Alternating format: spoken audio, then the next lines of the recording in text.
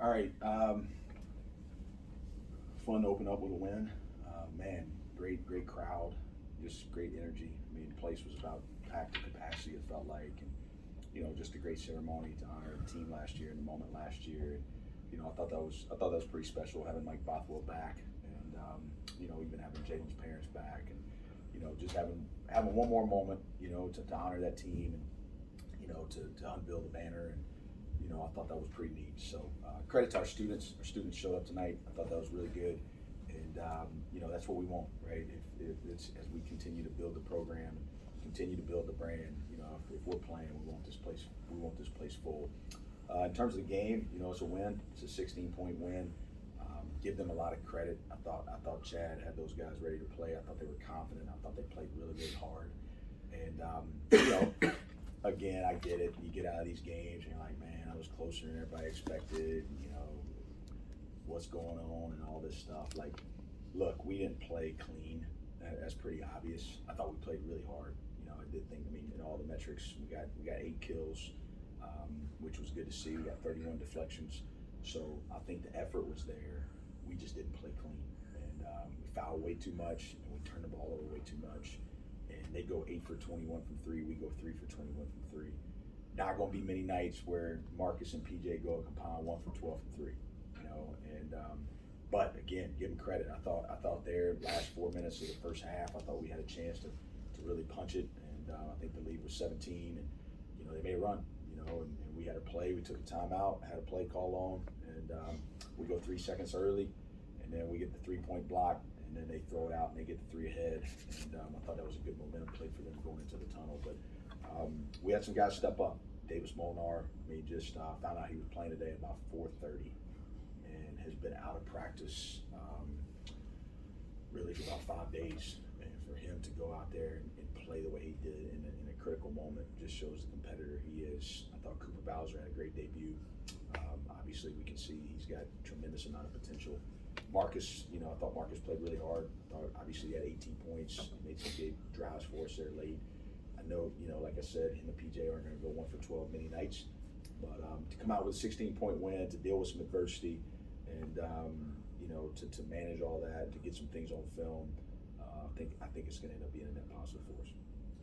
Coach, you alluded to it a little bit there, but I thought that when it got a little tight in the second half, Marcus driving to the basket was a big key, and then he picked up that foul. And I thought Davis Moore came in and kind of finished things off, so to speak.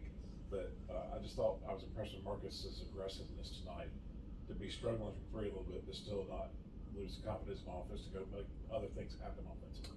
Yeah, I mean, we've worked on that in the offseason, just getting him more aggressive, driving the ball, even posting him. We posted him in the first half a couple times, and he's really worked hard at his game. He had a really big offseason, just working on different areas of his game. And you think of it. Let's say he's a decent 3-point shooting night, and he goes 3 for 7. Now you're talking about 24 points, and instead of going, I guess 6 for 15 from the field, he goes 8 for 15 on the field. It's a really good night, and I think that's the growth that we've expected from him, and that's the growth that he's expected from himself. But he's got some versatility to him. He's strong, right? I mean, he's strong. He can really finish around the basket. He made that nice layup going left right there off the left lane line. And tough call on the 4th foul. That's the game. Again, I've already alluded to that. I thought we fouled a little bit too much tonight. I still don't quite understand that call, but we're watching on film, and just like a lot of times when I watch things on film, sometimes I'm wrong on a few of those, but that was an interesting call. I thought Davis came in and finished it off. Yeah, Davis was great. I mean, Davis was great, and I just feel like look, there's no secret of what we're losing and who didn't play tonight and all this stuff. Like, we got plenty, and like we got a lot of guys over there that can fill in and play, and that's what Davis showed tonight. I mean, he's just continued to compete, and that's one of his best qualities. He's just very competitive, and we needed it tonight. He gave us a big spark.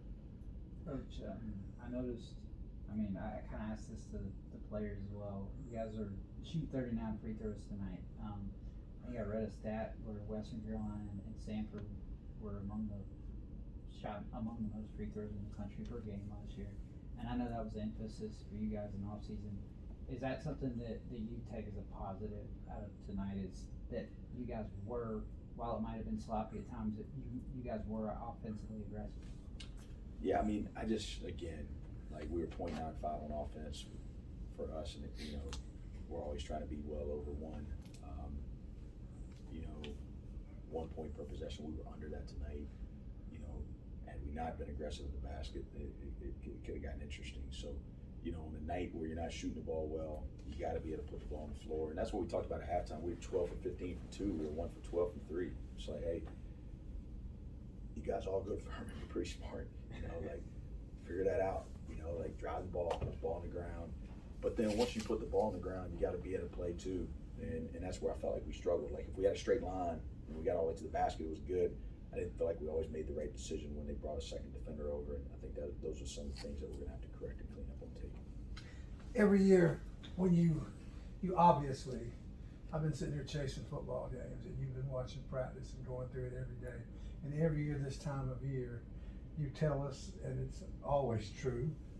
Last year you were talking about the Geese, how good he was in. Who's the guy this year, the young man we shall get to know better?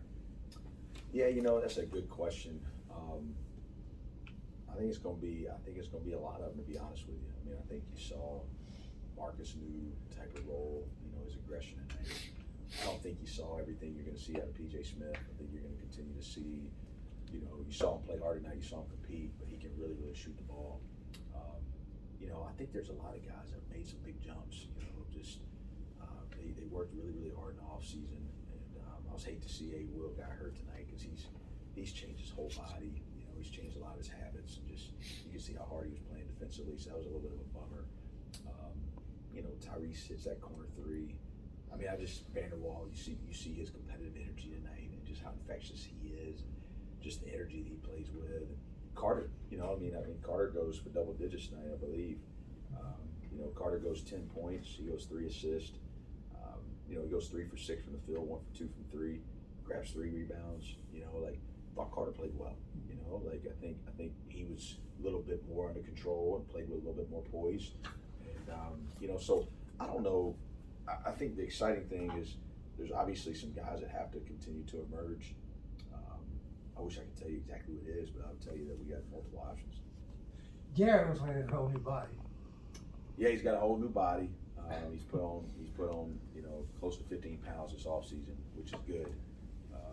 He got 6 rebounds tonight.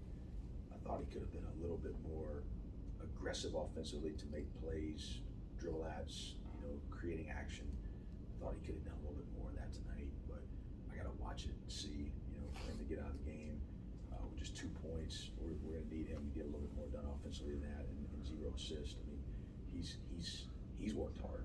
He's a guy that he's really worked on his perimeter shot. He's been really confident in the offseason on his 3. I want him to be aggressive, right? I want him to be assertive, and I think this team needs it to be.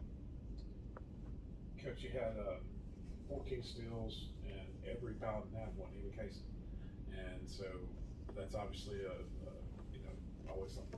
Just looking forward to the deflections and steals and the points off the steals. You had 22 points off turnovers tonight.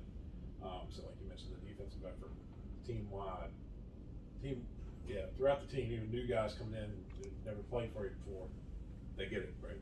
Yeah, I think that's what was. The game was frustrating, at times. I'm not gonna lie, just because I like clean basketball, and but it was hard to be frustrated with some of them just because they were. They competed, and I thought maybe the defensive energy dropped a little bit in the second half. I was hoping we'd come out of halftime and really sit down, and we didn't quite do that as well. But when you look at it, anytime you get 31 deflections in a game and you get 8 times where you get 3 consecutive stops in a row, but we did a lot of that in the first half. And so that's something that we got to look at, watch the tape and figure out, why did that intensity drop off there. Some of it, it's classic. You go 3 for 21 from 3 and the game gets frustrating and kind of gets in your head a little bit. I'm sure there's some validity to that, but I don't think we can really get caught up in that. But I was proud of our effort. I don't think tonight was necessarily an effort deal. I think tonight was an execution and just an understanding that yes, we got to play hard, but we also got to play clean. there was one I wanted to look back. I noticed there was one in particular where it looked like when you saw the way Marcus was defending, he's about to get steal, and he got out to Davis, who got it to Vanderwall for the dunk, and it looked like it was kind of double speed the whole sequence. I mean, ideally, that's what this team is capable of, I think, right? And then that kind of gets you excited to see stuff like that, right? Yeah, we got to fly around.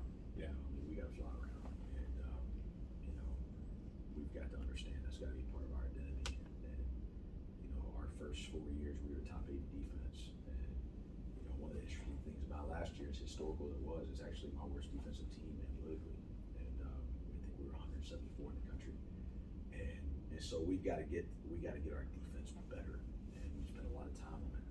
And I thought tonight you saw some of the pressure. I think you saw more hand activity. I think you saw, you know, a little bit more aggression in some areas. But you know, hey, give them some. I mean, they were taking some dribble twos and hitting them. You know, I mean, they hit some tough threes. You know, that's what we got to go back and watch. There still were some breakdowns. Don't get me wrong. Like we still got a lot to clean up. But I did think we tried to impose a little bit more defensive will than we have in the past. I believe I'm correct in saying that in many ways, where 3-point shooting is concerned, you don't really consider the consequences of just hitting it. It's like it's all about the shot and the confidence and being in an open position. And I'm assuming that the 3 of 21, the important thing is the shots you took in some ways, not where they all went down, because they will go down if you take the proper shots. Well, I think we got it. I think it got in our head a little bit. You know, I mean, just being honest, 21's a little bit of low volume for me. You know, I mean, I like that. I would love to see a game where we shoot all free throws, layups, and threes. You know, that's a dream game for me. And to shoot 21, I would imagine, you know, there was a little hesitation once we start missing. You know what I mean? And then all of a sudden, I've always said this: like missing's contagious, making's contagious. You know, it's both sides of the coin. And you know, look, you can't always control if you make or miss shots, right? But you can control the shots you get. You can control the movement. You control the cutting. You control the spacing, and then you can control your preparation into that shot. And those are the things that we got to watch on film. Just out of those 21, like, was our process correct? And you know, it might have been. You know what I mean? Like a lot of them come to my head, like, yeah, they are clean. You know, like they are open. They do have room to land. They are in rhythm. But I want to watch it and get a better feel for it. How much of that is determined by the pass in which how it gets there? For instance, there was a time where there's that play where the guy drives to the basket, and then at the last second he kicks it out to the corner for the corner 3. But there was a couple times where that wasn't clean getting there, and the shot, or it ended up being a turnover. How important is that aspect of it? Yeah, I mean, Don Myers, one of the best to ever do it. Don Myers used to say, former head coach at Lipscomb, every pass is a shot or he shots a pass. You know, and there's validity in that. You know, like when I throw you a pass, like that's a shot because that's going to impact the quality of that shot. Like if you throw a bad pass, a lot of times you can't shoot that, right? A shot's a pass, right? I mean, you're taking a shot at the rim, and when you take bad shots, usually it's the first pass of the other team's transition offense. You know, we had that a little bit tonight, taking some tough twos, contested the rim. All you're doing is throwing a pass to them to allow them to get the transition offense. We had a couple. I can remember the one in the second half, going left to right on the weak side, skip to PJ and just hit him in the ankles. And you know, that's a good play, but you got to throw a strike. And you know, for us, it's you know, you got to throw strikes. You can't throw balls, because if you throw balls, you can't shoot them. And we got to probably watch some of that and see just some of the passing was just, it was just rushed and just excited, and that's what I'm hoping some of that was. But you know, I'm confident we're not going to have many nights where we go 3 for 21. Coach, you took Marcus out after the 4th foul. I think there was about 5 minutes left or so, maybe 6. And it was not, you were in control, but it wasn't exactly lopsided like you sometimes can get in these games. But he didn't come back, and you didn't obviously have Alex, and you didn't have, or for most of the night, and you didn't have JP. Was that a thing where you wanted to kind of see how the group that you had out there could finish this thing off? Because obviously you won by 16, so it wasn't like a need either. I just wondered about the decision to just maybe was it a thing where you felt in control and you kind of wanted to see what these guys could do without Marcus out there? Yeah, I thought it was less about Marcus, it was more about the 5 guys Right. out there. And I just thought they, like, that group, I shouldn't say the first time, but in that part of the game, I thought they brought us some energy defensively and some movement offensively. I thought the game was as complimentary in that segment as I felt it all night. And so I just decided to stay with him. And, I was giving Cooper a hard time. He came up here the other day and he made a comment in the office. He's the most in shape player on the team. And there's 4 minutes to go. He's out there playing great and he's asking for a sub. And I looked at him, I said, hey man, like you said you're the most in shape guy on the team and now you're asking to come out the game. And he kind of laughed at me, and that's about the time where there was blood on the jersey. And I took the time out because I really just wanted to keep that group together. And I'm a big believer in the energy of the game, the spirit of the game, right? And like just when you get that camaraderie and when you get that flow, like don't mess with it. And I felt like we finally got some flow where like we're playing hard down here and the ball's moving down here and we're making some stuff happen on both ends, which is why I went from 6 to 16. And it was less about who was out, it was more about who was in. And at that part of the game, it was Cooper, it was Carter, it was Ben, it was Davis, and it was did I say Cooper already? Yeah, it was those, right? PJ, Carter, Ben, Davis, and Cooper. And we just made a decision to kind of stay there. Yeah, I think it shows that without one of your top returners, without 3 of your top returners actually. Yeah, you put it away. This is a balanced group. Yeah. And we got a lot of good players, and I've said that this preseason a decent amount. Like, last year was kind of new what the top looked like, and then you kind of got a really good flow of what the rotation looked like. But a lot of guys have worked really hard to get better this offseason, and I just feel like some of this, we got to continue to fight selfishness, all of us. I mean, I think that's universal. You got to buy in a team, and there's got to be a strength in numbers component for this group. Our depth's got to be real, and there's going to be nights where certain guys play more, and certain nights certain guys play less. I think if we buy into that, there can be some good value in that. If it's something that we resist, you look at these minutes. 18, 15, 35, 26, 26, 29, 19, 22, right? That's basically 8 guys and nobody played under 16 minutes, right? Well, I think that's got to be the key to this thing this year. And I think that, go look at San Diego State last year. Go look at the box score in our game, right? Go look at Charleston, the great year they had. Go look at their box scores, right? Go look at Florida Atlantic. Go look at their box scores. If you want to be special, and I think this group has a chance to be special, I think we got a chance to have a great year. We've got to buy into that it's not like this pecking order.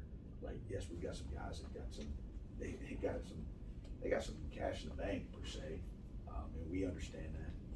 JP, when he gets healthy, he's gonna play a lot. Marcus is gonna play a lot, right? But you know what? The rest of it's gonna come down to how are they practicing, how are they playing out there, what are they doing, how's this thing meshing together, and then if we get out there and we figure out a lineup that's flowing, then I'm gonna sit on that. And I think that's what happened tonight. I got really comfortable with that group, and we decided to finish the game with it. Coach, I know you graduated from NGU. Did you also play hoops back in the day over there? Yeah, we played hoops back then. It wasn't that long ago. You're trying to make me feel old out No. here. No, but what's it like when you face off against, Yep. the team and the fellas that you used to, you were hugging. I'm sure you probably tried to recruit some of those guys or whatever, it seemed like you had a relationship with them, but what was it like to go, the emotions for you against NGU? So, Chad Lister was the coach when I played, and then Rhett, his son, was on our team the past 4 years, and so he was part of that magical season last year. Mike Slaw and Rhett were the seniors. Rhett's now a GA at Kent State, so he had his first game tonight, and so there's a lot of family blood in that. Like Chad Lister, the head coach of North Greenville, walked out to get Rhett's ring tonight before the game. I played for Chad. My wife and I met at North Greenville, and so like that place means a lot to me. I was hugging Savion at the end. He worked camp for us, and he comes out here and goes 5 for 10 in the first half. I told him I was going to have to deduct his camp salary this summer coming up. He comes in here and puts all those buckets on us. So we got a good laugh out of that. And then Andrew Brown, who played for us here, his brother his brother is on the North Greenville team. He was starting at the 5 former night. And, you know, so I was messing with Jacob a little bit. You know, a Brown's a Brown. They just play really, really hard, and they're dependable, and they make all the tough plays. And, you know, Jacob was doing the same thing tonight. So a lot of cross lines, and it's neat. It's neat to see those guys compete the way they did. And, you know, I thought they played incredibly hard, and I thought they played with a tremendous amount of confidence. All right, well, hey, let's get this thing packed Friday. We got a great opponent coming in here, and a great program, great coach. Casey does a great job, and Belmont is, you know, they've had a lot of success for years and years and years. And this will be a marquee game on Friday night. So, you know, if you're in town, you got your tickets. I think there's a few left. Let's get your friends, let's get the community out here, and let's make this a great Friday night of hoops.